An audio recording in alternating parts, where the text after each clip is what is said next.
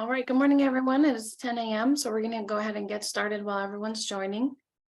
We've had 70 folks RSVP, so people will just be trickling in as we get going.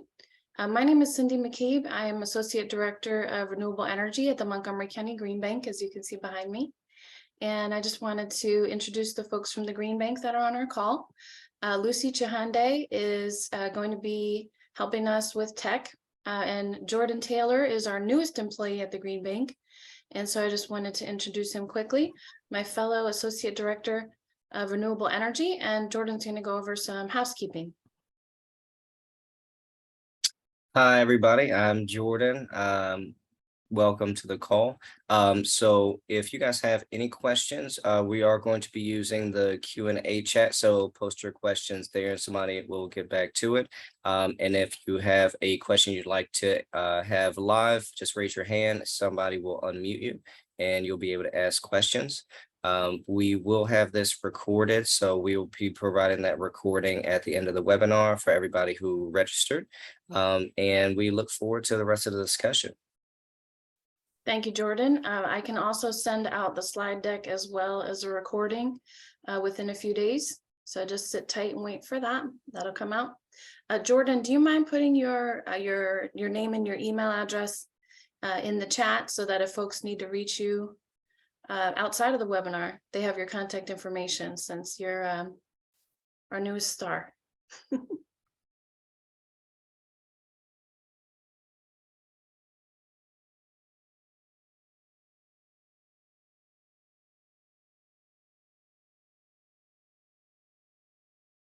All right, so we're going to go ahead and get started.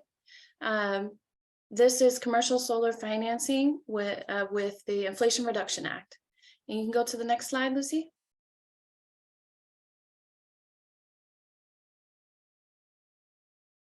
Thank you so much. All right, so a lot of folks have heard of green banks, but many have not. Green banks are mission driven, so usually there's a mission behind the bank to use innovative financing to drive clean energy and fight climate change. This map shows a few green banks that are already created in dark green and new green banks that are popping up in cream colored. There are many more coming online with the Inflation Reduction Act, which creates more funding for green banks. Just great. You can go to the next slide, please. All right, so on the bottom of this slide, it shows some of our stats. We're very proud of the greenhouse gas reductions. This is actually as of about a month ago, so these are higher now. We're also very proud of our low to moderate income households that are benefiting from our programs, and that is just going up and up. One thing to note is that we are a 501c3 nonprofit. We were chartered by Montgomery County after the Pepco Exelon merger, and we accelerate energy efficiency and renewables. So if you are wondering about what the energy efficiency part is all about, since this presentation will be mostly on solar, we also help outfit any properties with energy efficiency upgrades like HVAC, vent and ceiling, any kind of insulation, energy efficient doors and windows as well. So if you have any buildings that need to be upgraded, reach out to us. You can go to the next slide, Lucy. All right, so this shows our mission. This is the county's goal to get to zero greenhouse gas emissions by 2035. And that's why we were chartered, to help them get there. Basically, there are environmental projects, solar projects that are not being financed, or there's no finance available, or possibly the finance is not attractive enough to get the project going. And that's where we come in. So basically we partner with the private sector to finance solar, geothermal, and energy efficiency projects. Thank you, Lucy. You can go to the next slide. So what do we have? We have something for anyone who owns a property in the county, and that's how most green banks are. We help homeowners, commercial property owners, contractors, and capital providers as well. You can go to the next slide. This is a quick chart of what we offer for solar financing. We are the county's CPACE program administrator. CPACE stands for Commercial property assessed clean energy. So that's is on your tax bill instead of, so it stays with the property if the property is sold. Lots of benefits for that, and that can go out to very long terms. We've got commercial loan for energy and efficiency renewables, small business energy saving support, our power purchase agreement, which you'll hear more about, community solar power purchase agreement as well. And then if you have a project that doesn't fit into our boxes, we can tailor our finance to fit what you need. You can go down to the next slide. One thing I'm very proud of is all the nonprofits that we're helping, including faith-based organizations, where we partner with Interfaith Power and Light, and a lot of condo organizations as well. You can go to the next slide, Lucy. And now I'm going to turn it over to Micah Brill from Skyview Ventures.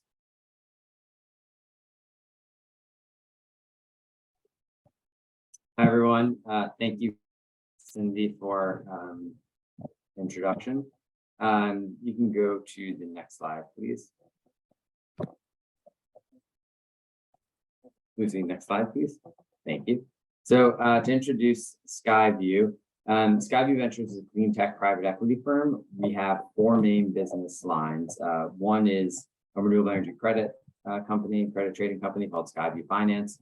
And that focuses on the environmental commodities that stem from renewable energy projects. That's an important component of the value of a solar project. We're not really going to focus on it in this discussion, but I sort of wanted to highlight that.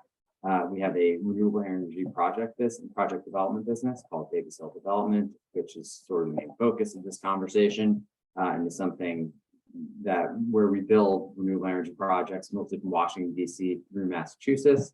And our company owns about 150 operating commercial solar projects currently. We have an EV charging business where we develop and install electric vehicle charging infrastructure, both for residential applications as well as larger scale like vehicle to grid applications for buses or commercial sites. And then we have a venture investing arm which invests in startups that are sort of core to the clean tech market. Next slide, please. So stepping back, Cindy gave a great overview of green banks and then Montgomery County Green Bank, just to provide a little bit more context. So Skyview has experience working with green banks around the country. We were founded in Connecticut and have a really long history of working with the Connecticut Green Bank. I'd say their structure is a little bit different than the Montgomery County Green Bank, where they're sort of there to support developers. This is the Connecticut Green Bank. They're there to support developers, help them finance projects, help sort of train the market, but they have not really provided as active a role on sort of business development and communicating the value of renewables to the market, which has been very helpful and something that Cindy and her team at the Montgomery County Green Bank have really taken a lead on, which has helped at the adoption of renewables within Montgomery County, and probably also regionally. Next slide, please. So to provide some context of the work we've done with Montgomery County Green Bank, at this point, we've installed or contracted about 1 megawatt solar projects, 12 sites.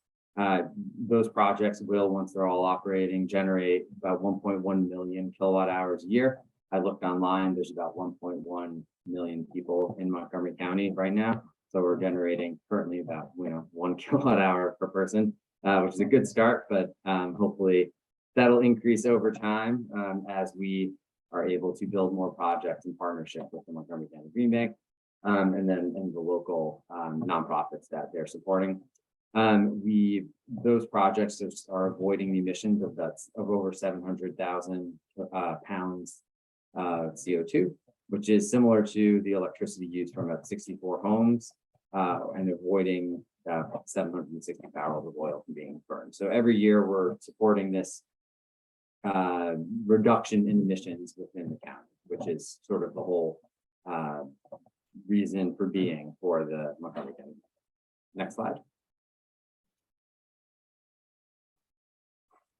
To provide some more specifics, these are just some examples of projects we've done with the Montgomery County Green Bank. So the projects we are working on are at affordable housing sites, at religious institutions, parks or recreational sites, really like nonprofits and interfaith facilities that are interested in renewables, don't necessarily have the capital to make the projects happen. That's where Skyview steps in, and we support, with the support of the Montgomery County Green Bank and the ecosystem of installers like Aurora really hear from, we're able to build these projects and provide savings for these for our clients in the market. So, the goal of these projects is to have them installed, allow us to generate returns on our capital, as well as provide savings on an annual basis for the hosts. And I'll get into like how a host actually benefits from the installation of solar on their properties. Next slide, please.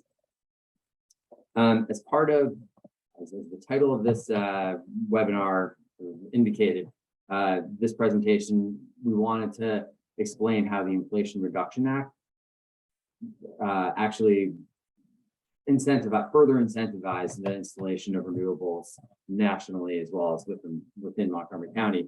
So I'm going to sort of spend the next couple of minutes just talking about the Inflation Reduction Act and how it's going to benefit renewable energies long-term nationwide, again, as well as within Montgomery County. So the Inflation Reduction Act, otherwise known as the IRA, was passed earlier this year. It was a sort of evolution of the budget reconciliation bill. That was an evolution of the Build Back Better plan, which was sort of being pushed in order to help the U.S. economy build out its infrastructure a little bit better, as well as support a cleaner, an evolution to a cleaner energy system. The focus of the Inflation Reduction Act on renewables was really an expansion of the investment tax credit, which is a incentive which allows solar owners and developers to get a tax credit for the amount of money they invest in the solar project. An example here is if we were to build a solar project that costs $100,000, the ITC being at 30% allows us to capture $30,000 of tax credit. So what that means is if we have a tax bill of $100,000, we have a tax credit of $30,000, our new tax bill is now $70,000. So as a for-profit company, you're able to use those credits to reduce your overall tax liability. It also creates a production tax credit, which is more, won't be really applicable to Montgomery County sites, but is applicable for larger utility scale projects. And then it also creates ITC adders, so investment tax credit adders, which allow for bonuses of the investment tax credit. So it allows, it incentivizes domestic content. So equipment that's made in the US, it incentivizes labor benefits. So using prevailing wage, which is union rates, apprenticeship programs, and then supporting communities that have historically been left out of the clean energy sort of evolution, right? So this is disadvantaged communities and communities that were associated with like mining or the fossil fuel industry. There are other benefits to local institutions, like the ability for the investment tax credit to be a direct pay or the ability to transfer the tax credits to a third party. So historically, the only entity that could benefit from the ITC was the entity that owned the solar project. Now, if a nonprofit builds a solar project, they can sell that tax credit. There'll be a market for that. The rules are still being worked out for this, the IRS rules are, but there'll be a market for selling the investment tax credit.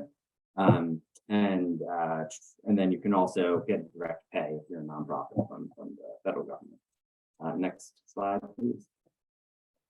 So I'm going to sort of harp on these numbers a little bit because they're what are meaningful to us, but I'll go through this slide pretty quickly. Again, the direct impacts for us as a solar developer, as we can get a 30% investment tax credit right off the bat, which is a bump up from what it historically was. We can get additional bonuses for implementing projects in certain areas or with certain types of equipment. We can transfer the credits, or a third party can transfer the credits.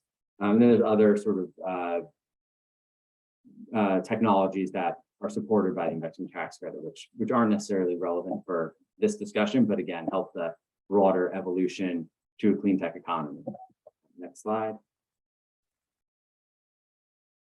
So why was the IRA implemented? And then really the goal is to drive a clean tech or drive the economy towards a lower carbon economy. So you can see here on this slide, the sort of blue colors are research from Wood Mackenzie. Wood Mackenzie is one of the most established energy research companies in the country. They basically think that the IRA is going to enable solar to deploy at a rate that's 150 times what it would have been sort of under the pre-IRA world. And this is a great benefit, obviously enhances the market for solar, will likely reduce costs for everything because, you know, as economies scale, the cost of everything will go down. And if you go to the next slide, this helps us achieve the goal of reducing carbon emissions within the U.S. economy. And the U.S. economy has signed on to the U.S. or to the Paris Climate Accord, where we have a goal of reducing emissions by 50% by 2030. So the IRA alone, along with some other acts that have been implemented in the past, but the IRA is basically enabling the economy to achieve 40% reduction in greenhouse gas emissions by 2030. So well on the way to supporting the Paris Climate Accord. Not all the way there, but it's a really big start. So that's sort of the genesis of it and why we do it. So touching on how these incentives translate to both hosts, so like the different sites within Montgomery County that would install solar on their properties, and how they benefit Skyview as a solar developer and owner. So the new higher ITC and the more flexible ITC allow us to offer more rent or offer lower power purchase agreement price to our counterparties. So if we historically wouldn't necessarily be able to build a solar project with the ITC, the increase to the ITC and the increase of the additional bonuses, we might be able to make a project happen. And I'll sort of talk through how this is relevant. So if you go to the next slide. This is a map of Montgomery County, and it shows the disadvantaged communities. So solar projects that are built within the yellow areas, and these areas are still to be determined. The IRS hasn't released final guidance for the IRA, but it will. And once we get that feedback, we'll have a map like this. This is from the Department of Transportation's disadvantaged community map, so it'll probably be pretty similar. You can see here that like there are, you know, a bunch of areas within Montgomery County that will benefit, that are in disadvantaged communities and will benefit from that additional 10% adder. That allows us to offer those host sites more money for rent or lower cost PPA prices, thereby saving them money on their utility bills or increasing their operating income. Next slide. Additionally, there's domestic content benefits. So this opens up the market for different types of installs. As you can see here, there's this roof that's got a ton of HVAC equipment. That's the photo on the left side. A traditional solar project wouldn't work here because there's too much clutter. The aluminum, though, is American made. Therefore, if we're able to build this racking system that's above the HVAC systems, we can install solar and create a solar project that will be much bigger than the traditional solar project that would fit on this roof, as well as we would get a lot more benefit from the investment tax credit and allow the project to benefit. Next slide. This is a map of Virginia, just sort of wanted to call out the new markets. In markets where there was sort of old energy infrastructure, so old coal mines or natural gas mines or a power plant that was shut down, those will get benefits from the investment tax credit as well. Next slide. And then how does this impact, again, us as a developer or you know, the host site? There's sort of two typical structures that we have in place for our partners. There's roof leases and PPAs. Roof leases, we pay the host for us to host the solar project on your roof. The power is then sold to the grid via community solar. So the benefits of that project are typically the broader community as well as the host. A power purchase agreement, the solar project sits on the roof of the building and sells power to the site, and the site benefits from lower operating costs by reduced electricity costs from the solar. So you're paying us for power, you're not paying Pepco or your utility company. Next slide.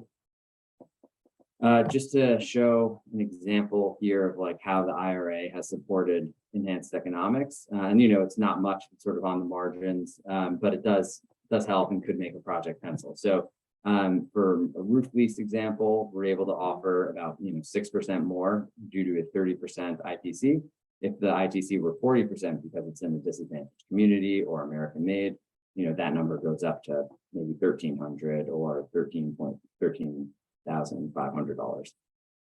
For a PPA, similarly, again, these are just example projects, but similarly for a PPA, we're able to offer lower rates of power, which provide more savings to the host. So the host gets about $2,000 more in savings from lower cost electricity that we're selling to them directly, based on the higher incentive levels. So that provides an overview of how Skyview sort of sees the investment tax credit, and then also how the investment tax credit impacts the industry at large.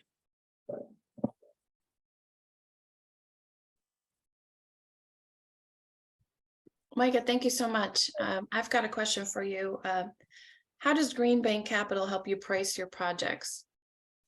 Right. So the Green Bank supports us by lowering the cost of capital for investing in renewable projects. As I mentioned earlier, Skyview as a company is an investment company. We have to generate returns on our invested capital. The Green Bank provides capital lower cost capital by which we're able to make projects pencil that historically would not. So you guys are really creating a market and an infrastructure that allows us to go after projects that would be otherwise maybe more challenging to make work. Additionally, the Green Bank's overall program provides an avenue for maybe skeptical parties that aren't necessarily comfortable with solar going on their roof, or skeptical working with companies that they don't have familiarity with. The Green Bank lends credence to us as a company, as well as the other solar developers in the market or installers, to make them comfortable, make the host sites comfortable with our, putting a project on their roof. And these are long-term agreements. So you have to be comfortable with your partners if you're going to allow them to put solar on the roofs. Thank you. Thank you. Jordan, I don't see any questions unless I'm missing. No questions here. And again, if you guys have questions, throw them in the Q&A chat, or if you have a question you want to have answered live, just raise your hand and we will unmute you. Thank you. Thank you. Lucy, you can go to the next slide and I'll go ahead and introduce Cord Briggs, Managing Director of Aurora Energy. Hey, good morning, everybody. So happy to be here today. Aurora Energy, we are a commercial solar installation company. So we work with financial providers like the Green Bank and Skyview, you just heard from, to actually put solar on rooftops, carports, wherever we can profitably install it for commercial properties. So next slide.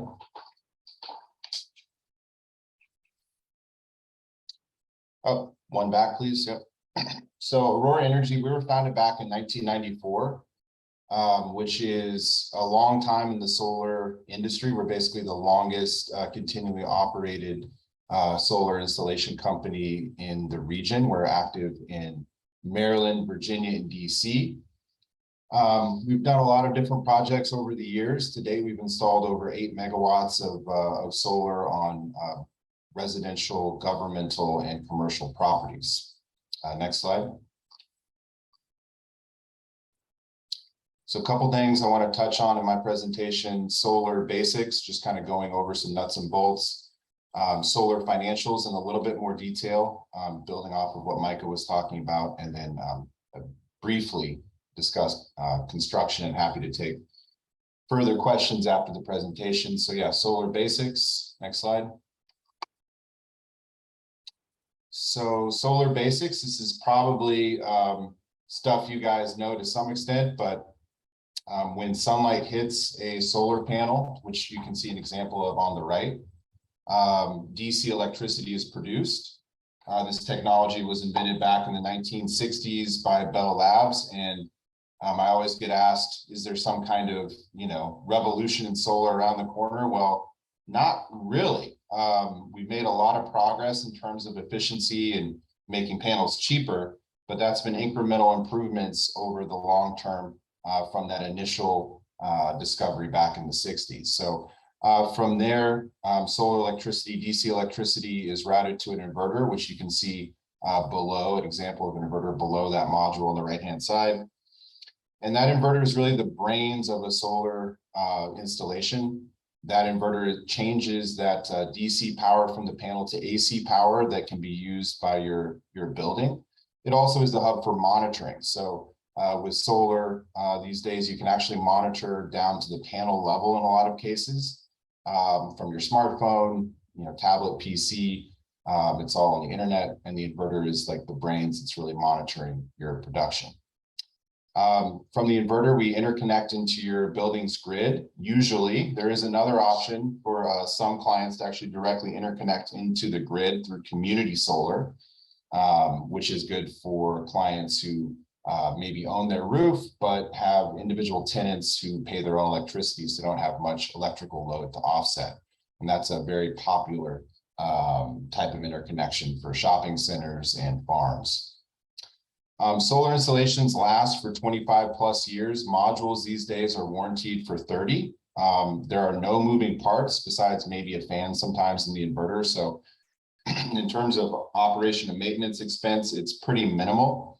You just have inert glass sitting on your roof. Some different types of solar installations. The most standard one you can see on the bottom left there would be a rooftop installation. Sitting on an aluminum or steel rack at 5 or 10 degrees. You have a ground mount installation type, which you can see in the middle there. Good for farms again, or people with large unused land areas. Carports are actually becoming increasingly popular in DC and Maryland. Provide shade for cars, also utilize unused parking areas. And Aurora Energy has taken on some fairly interesting projects in the past, including numerous facade projects, so actually mounting solar directly on the outside of a building or a screen wall around mechanical equipment. You can mix solar in with a green roof, very common in DC, and we're seeing it some in Montgomery County. And then, like Micah was talking about, you have rooftop canopies that actually lift up solar above existing mechanical equipment on crowded roofs. Next slide. So how does solar work for you? This is not applicable for community solar, which would be a direct to grid interconnection, but the most common type of interconnection for solar is directly to a building to offset building usage. And in Maryland, we have what's called net metering. So the important thing to keep in mind with net metering is that it doesn't necessarily matter when solar is producing or when you are using your power. You can use the grid in essence as your battery. So when we look at a site to figure out how much solar we should install, all we're looking at as an installer is how much electricity is used in a year-to-year basis. We want to produce the same amount of electricity to offset that usage. So you see here on the graph on the top left, the gray bars are energy usage from a client site. This client has unusual energy usage, actually. I think they have electric heat, so you see more usage in the winter time and less in the summertime. And then you see that orange line is solar production, which obviously peaks in the sunny summer months.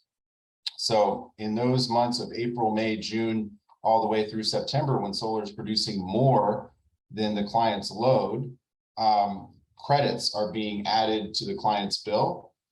And then those credits are actually drawn down in October through February when client usage is higher than solar production.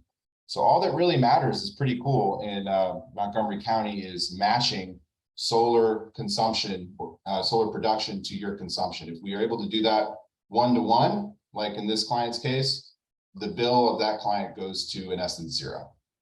Next slide. So current solar market is hot. We have the IRA out there helping things. We have the Green Bank helping things. You kind of see the cost curve there in the graph on the left, that yellow line, that's the cost to install solar. So you see back in 2010, it was around $6 a watt per generating unit. Now for larger commercial sites, we can be down close to $1.50. So that's an incredible drop in just the last 10 years or so. And you can see what happens with that kind of price reduction mixed with really, really strong incentives from the government. You have major corporations really taking up solar in a huge way from, Target all the way down to US Foods there, installing tremendous amounts of solar. And we're definitely staying very busy here at Aurora Energy. Next slide. So solar financials.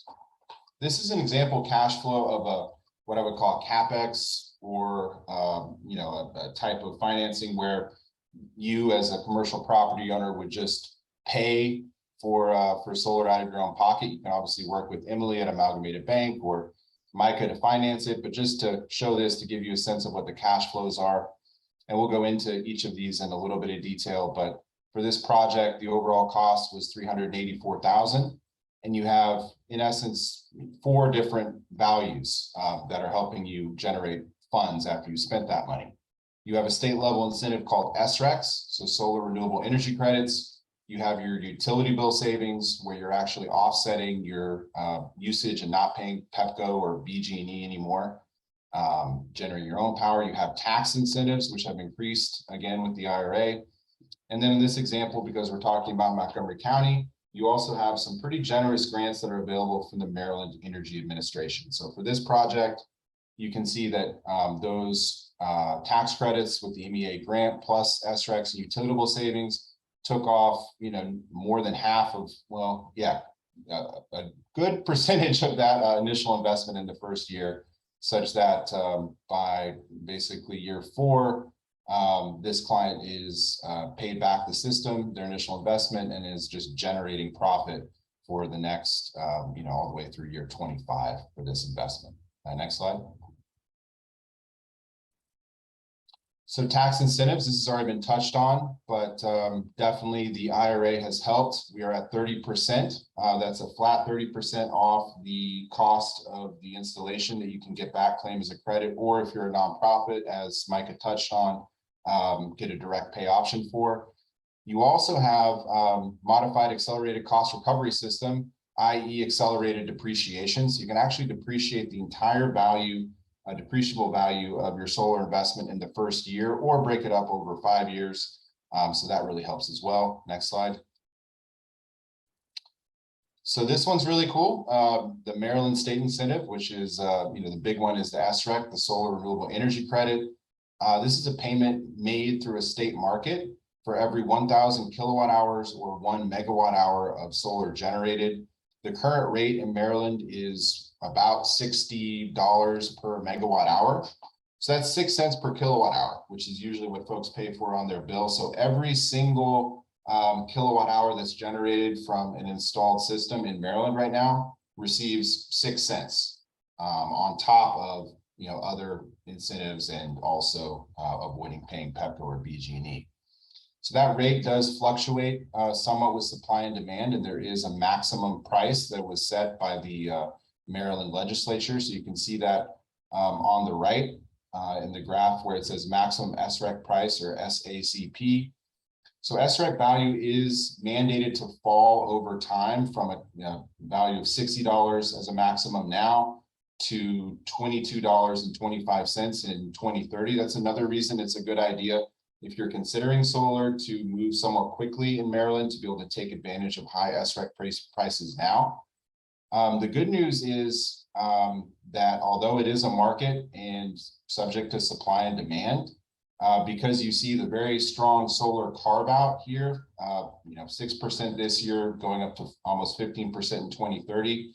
The SREC value in Maryland is projected to stay high for years to come. The solar carve out is a mandate that percentage of electricity come from solar for a given utility. So you don't see BG&E or Pepco running around building giant solar installations. They have to go out in the market and buy these credits.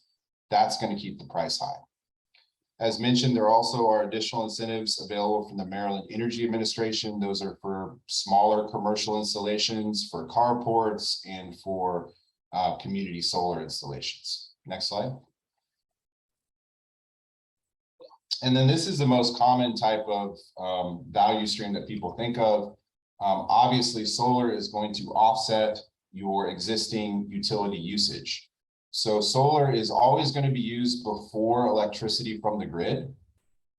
Every kilowatt hour from solar replaces one usually taken from the utility. Even if, as mentioned, solar produces more electricity that a building is using in any given moment, this excess solar electricity is going to be given back as a credit to offset future usage. And one benefit here beyond, getting off of the utility and saving money right now is saving money for 25 years at a fixed rate. So we all know that inflation is very high right now. We're seeing electricity price increases. Those are forecasted to, stay pretty high in the future. We don't really know, but you can kind of look around and see what's happening. Solar locks in electricity pricing for 25 years. You're basically avoiding that variable cost and that risk that comes from increasing utility rates over time by installing solar. Next slide. So construction. So this is a development timeline. In general, solar is installed very, very quickly. It always amazes me because I work more in the business development and kind of pre-construction side, how much work we have to do getting a project ready to build, and then how fast it actually gets built once we get started. So this gives you somewhat of a timeline here. Project evaluation, when we first talk with a client who wants to go solar, roughly 3 weeks to evaluate their site. From there, we can move to contracting or a letter of intent. Engineering and system design paired with due diligence, i.e. permitting, takes roughly 2 to 4 months, sometimes longer depending on the county, especially longer for ground mount and can be longer for carport. Rooftop is the easiest kind of installation to get permitted and installed. And then again, installation, depending on the system size, but around 2 months is usually what it takes to get a solar installation done. And if it's smaller, it can be even quicker. From there, you have 25 years of operation and maintenance. As mentioned, there's not really moving parts with solar. There's not much to do in terms of operation and maintenance, and you can actually monitor your own system from your smartphone daily to see how it's producing. So Aurora Energy, we do offer operation and maintenance. Some clients like a contract for us for 5 years. However, other clients just call us out as needed, which is usually not very often because solar just works on its own without much support or help. Next slide. So I already talked a little bit about different kinds of solar installation, but maybe just to show some images here, you can see on the bottom left a ballasted flat roof solar installation in progress. You see the racking there that the panels are going to sit on top of. This is the most common type of solar installation, and a lot of times we don't actually have to penetrate your roof to make this work. We can actually just use those ballast stones that you're seeing on that tray there, those 32-pound pavers to hold down the solar, and don't even have to call in a roofer or anything. We can do that ourselves. Sometimes if you have a taller building or you have arrays that are kind of cut up and exposed to wind forces, you might have to use some mechanical attachments. But at Aurora Energy, we'll always work with your existing roofer to ensure that your roof warranty is not voided. If you have a metal roof, we can install that, of course. Standing seam metal roofs are great because we can clamp directly to the roof seam with no penetration. Corrugated or trapezoidal roofs do require roof penetrations, as do asphalt shingle roofs. Elevated roofs are becoming much more popular. Canopies are becoming much more common in DC to lift up above crowded rooftops and take advantage of SRECs, but we are seeing that penciled more and more often also in Montgomery County. And then ground mount and carport, we discussed, definitely good options depending on your site. And it's important to work with a qualified solar installer. The first step is always to evaluate kind of your goals and your bills. And then from there, figure out what kind of system makes the most sense for you. In terms of electrical works, solar can be interconnected at all different types of building voltages from 240 to 480, that doesn't matter. Inverters, which change DC power to AC, can be placed indoor or outdoor. After an installation is completed, we'll actually call out the utility and they will change the meter for that facility for net metered sites. from a kind of unidirectional one-way flow meter to a bidirectional meter that can actually measure electricity flowing out to the grid as well as flowing into the building. And then, as kind of briefly mentioned, community solar is an option for building owners who don't have usage that they pay for themselves, but they own the roof. They can actually send all of the power back out to the grid, connect directly to the Pepco or BG&E grid, and get paid through subscribing other, basically users of electricity in the same utility district or territory, and collecting a tariff from them while also getting all the tax and SREC incentives. So it's a very interesting and common, actually nowadays, type of solar installation. Next slide. And we do have a question in the chat. Sure. What utility escalator are you factoring in your proposals? And they clarified DC versus Maryland. That must be from a solar professional. Yes, this is from Paul Borisov, Aurora Energy.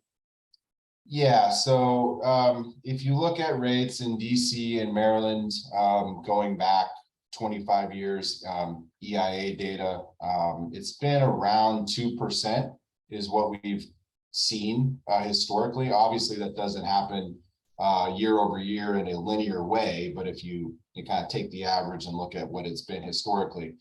So 2% is what we traditionally have used. Because of the inflationary environment that we're in now, we've gone ahead and bumped that up to 3%. Much better to be conservative on those kind of projections because no one really knows what kind of increases are going to happen 5-10 years from now. But we feel like 3% as of now is a good conservative number. And that's the most important thing when working with solar installers. You need to be sure that you're getting good data and conservative, tested, realistic data, because there's a lot of different companies out there, and sometimes they will promise you the moon and the stars, and you need to be careful. And that's really something that we pride ourselves on, having the history that we do, being able to monitor a range of different sites. We know what solar will actually produce in our area, and that's what we want to put forward for people and be conservative. So this is a quick example of an Aurora Energy project just to show kind of what's possible with solar. This is the United Therapeutics building in downtown Silver Spring. You can see solar on the standing seam roof, that orange roof there. Again, no penetrations for a standing seam roof. You can see solar on the actual facade or outside southern facing wall of this building. And then you can see solar a little bit farther down on top of a parking garage, as well as a wall down there on the bottom right, also made out of solar panels. So there's a lot of different installation options out there. It's quite a mature industry in terms of installation practices, and it's a very exciting time to be in the industry. Next slide. All right. Thank you. Thank you so much. Sure. I think you answered all the questions that I had for you. I wanted to just comment on your slide on depreciation. And Sure. So just to point out that not all businesses, not all commercial entities will be able to take depreciation, especially those that have limited income or those that are nonprofit would not be able to take the depreciation. Skyview can, and other solar developers can take depreciation. So we do have third-party agreements, as Micah went over. And another just comment is that a lot of folks think, well, now that the IRA has a direct payment option for nonprofits, that nonprofits might not be using third-party agreements anymore. However, we've seen that they still are using third-party agreements because they'll still have to come up with the rest of the cost of the project, the 70% remaining. And so the Green Bank has innovative options available for splitting the 70 and 30% as well that we're working on, knowing that nonprofits might want to take advantage of the tax credit and finance the rest of it. So just a point on that. Thank you so much, Cord. And we're going to now, if you could go to the next slide, Lucy. I'm going to introduce Emily Robichow from Amalgamated Bank. Hi, everyone. Very pleased to be with you today. Again, Emily Robichaux. I'm with Amalgamated Bank. I'm a commercial banker, and I work with treasury management clients as well as lending, which I'll talk a little bit about in the context of the bank and our history and our future. Next slide, please. So Amalgamated, in my opinion, is a very unique and special financial institution. We were founded 100 years ago by a union at a time when union members had a difficult time being served by the existing financial institutions. And so access to capital is something that has always been part of our goals, and we continue to be very worker-oriented. And as you can see, we serve a number of different values-aligned clients, including unions, political organizations, nonprofits, foundations, and socially responsible businesses. And in my role as a commercial banker focusing on sustainability, I'm really tied in with that socially responsible business and also our climate strategy for the bank.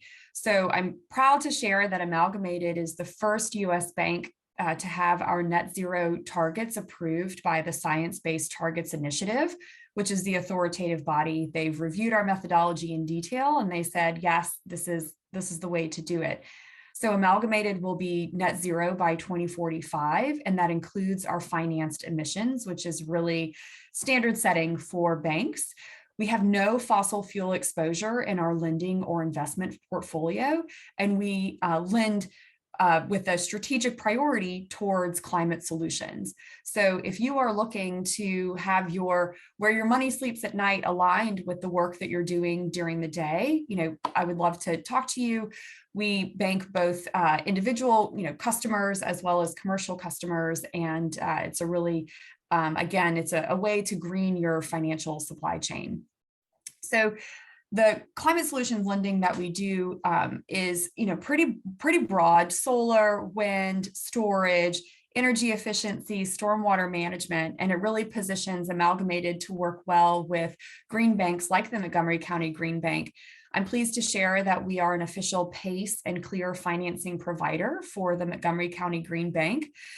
We also work together to share our pipelines and identify places where the tailored structured finance solution that Cindy referenced earlier might be a good fit for a client in our that we might be able to partner on. The ways in which conventional banks like Amalgamated, from a regulatory perspective, not a values perspective, but the ways that a conventional bank can partner with a green bank include things like de-risking a project that a bank might otherwise pass on, but a green bank is willing to step in a first loss position, or perhaps they're providing some sort of production guarantee, or they're credit enhancing a facility in some other way to make that capital available from a conventional banking partner. Again, a bank that might otherwise pass on a particular transaction.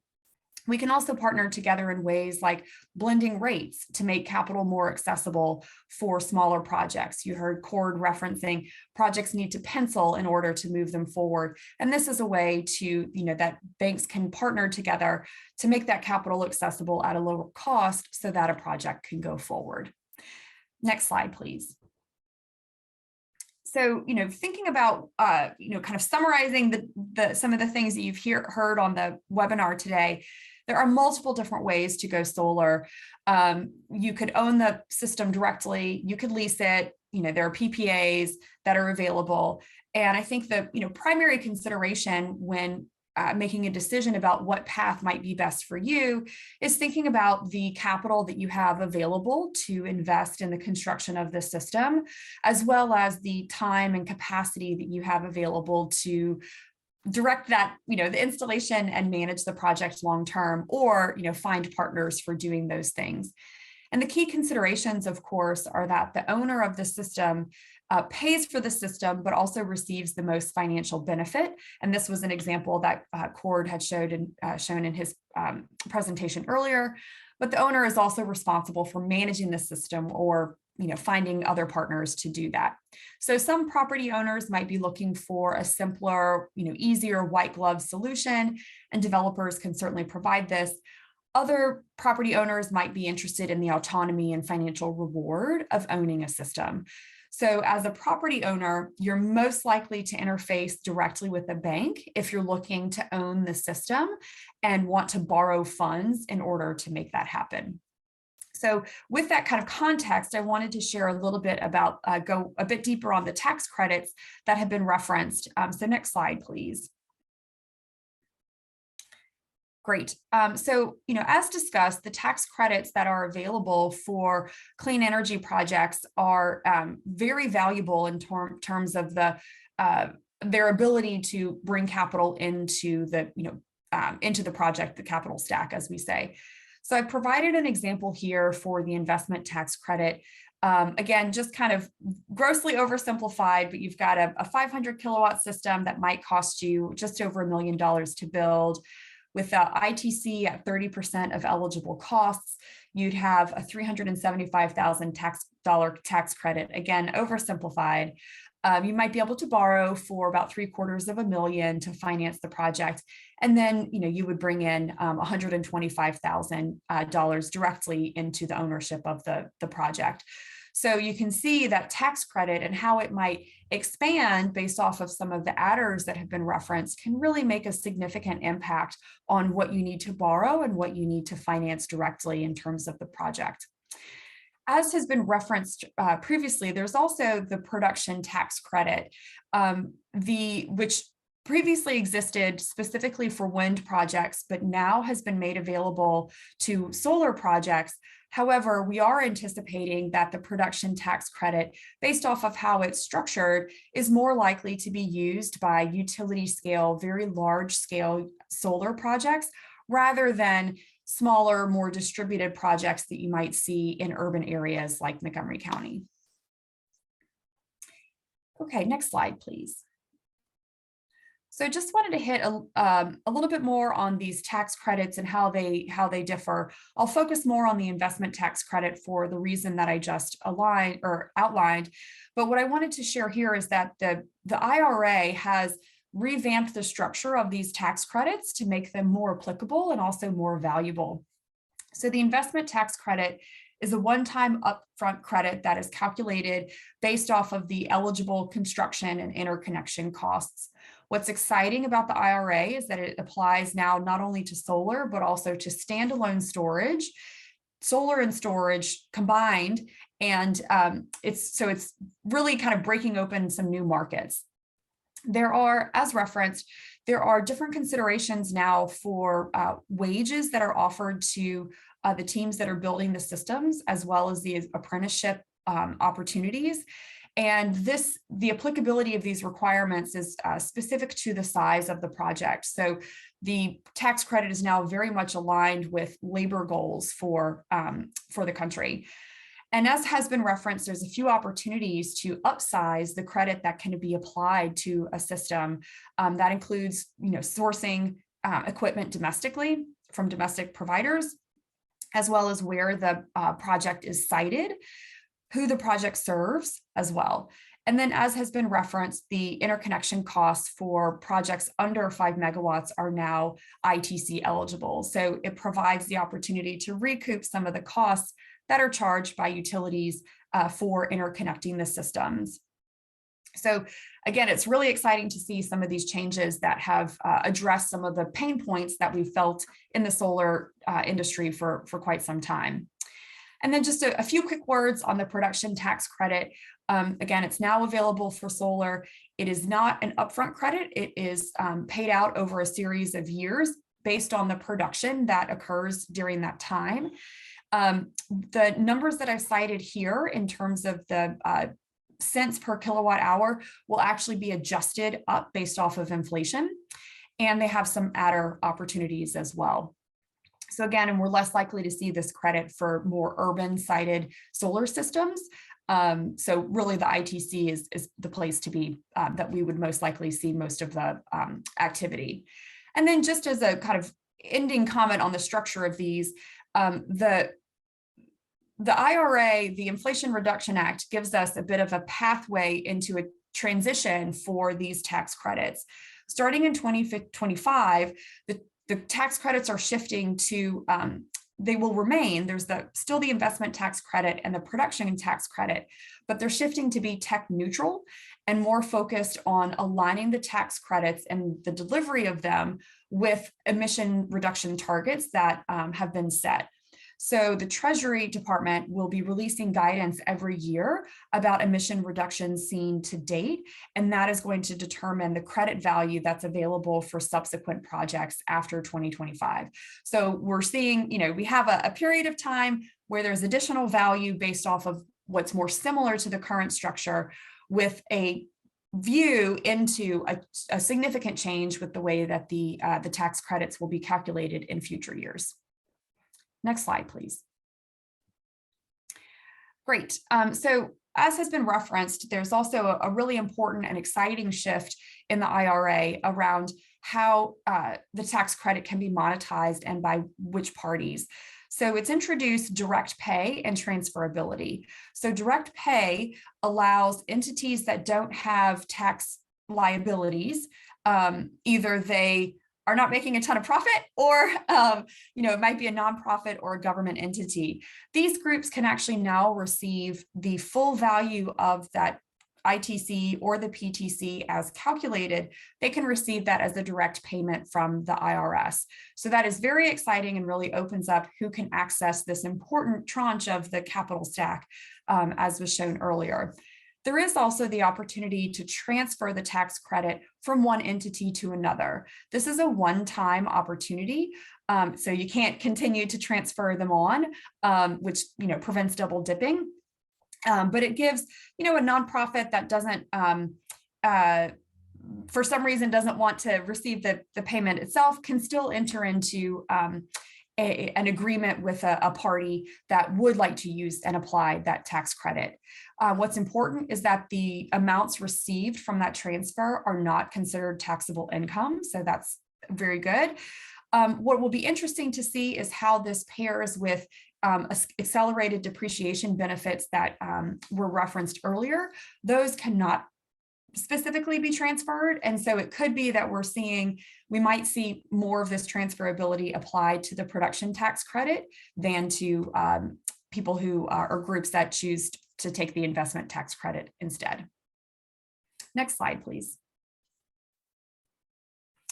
So we are still in a transition period with a lot of guidance that is still forthcoming. The IRS is the party that's responsible for translating this legislation into guidance, and so that everybody can start taking action in accordance with the new rules. The IRS is actually fielding comments from parties related to some of these provisions that I've referenced. My slide says that they can be made up until November 4th. A small adjustment to that is that you can actually submit comments after, but it won't necessarily, the IRS won't necessarily be able to take them into account when formulating their guidance. So, if you can get comments in by tomorrow, great, but you still have the opportunity to at least, put some comments in after that. Unfortunately, we don't yet know when the guidance will be released. So for now, we're still operating, with, under the, specific, what we know about the process so far. So for example, it's now a 30% ITC, up from the 26%, et cetera. But then other provisions, things like, when and how direct pay can happen, when and how transferability can happen, those details are still forthcoming. So stay tuned for additional updates. Next slide, please. So just, to summarize, keep an eye on some of these industry resources for updates that we're waiting on to really see how these changes that have come from the IRA, how those will be implemented and what we can expect.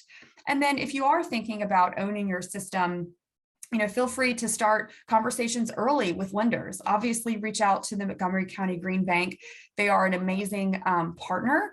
And, as needed, they can bring in other financing partners, such as Amalgamated or other partner banks that they have in their network. And some things to be considering as you are kind of starting conversations with lenders or figuring out where to go, what's the system's design? How large can it be? How much electricity is it going to produce? The financial model, we saw an example of that earlier. What's the payback expected? How much of the revenue can be dedicated towards servicing debt that might be associated with the project? Who are the developer, the EPC, the O&M providers that we might be looking to partner with?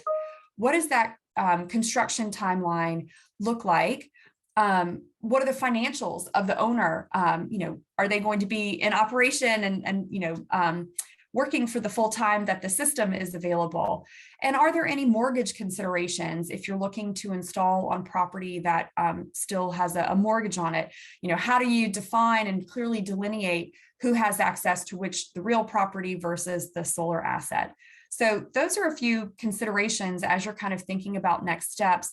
And just in terms of kind of final summarizing words, I'll just say it's difficult to overstate how impactful the IRA will be for clean energy and for the country.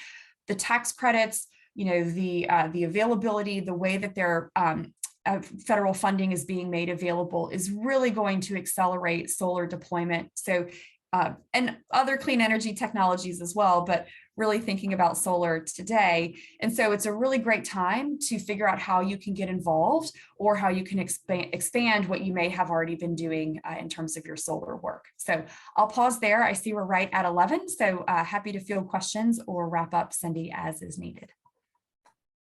Thank you so much, Emily. Lucy, if you can go to the next slide, it has all of our contact information on it. One more after that. Yep. So if you want to take out your phone, anybody who's watching, and take a quick picture, you can get all of our information, or panelists can go ahead and put their contact information in the chat in case folks want to copy and paste it into email. Thank you, Emily. Thank you, Cord. Thank you, Micah, Lucy, Josh, and Jordan, everyone, for a wonderful webinar. We can stay on for a couple minutes to see if anyone has questions, but if you need to go, we want to respect your time.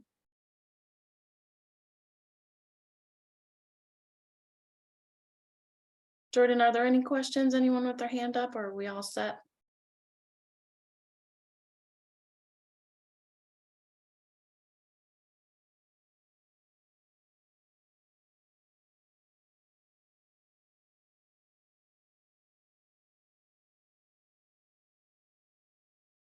I'm just putting my info in the chat.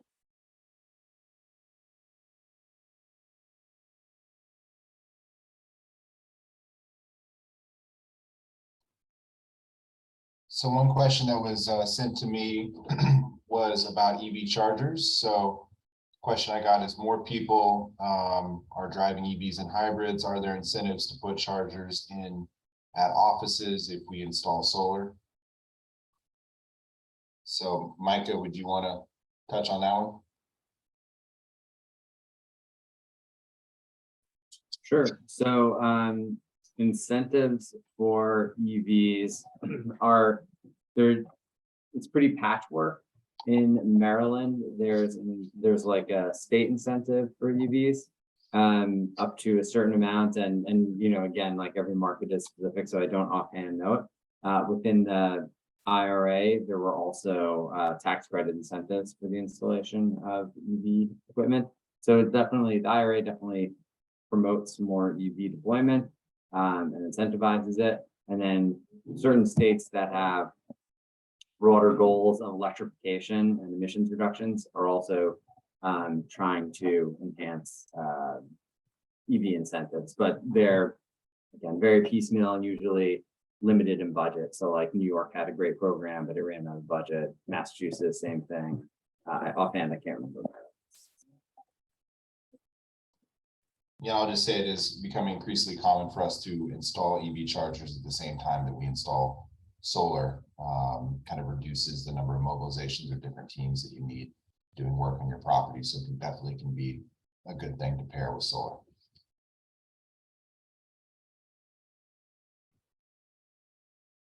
All right, thanks again, everyone. I hope you have a wonderful day, and please reach out to us with any questions that you might have.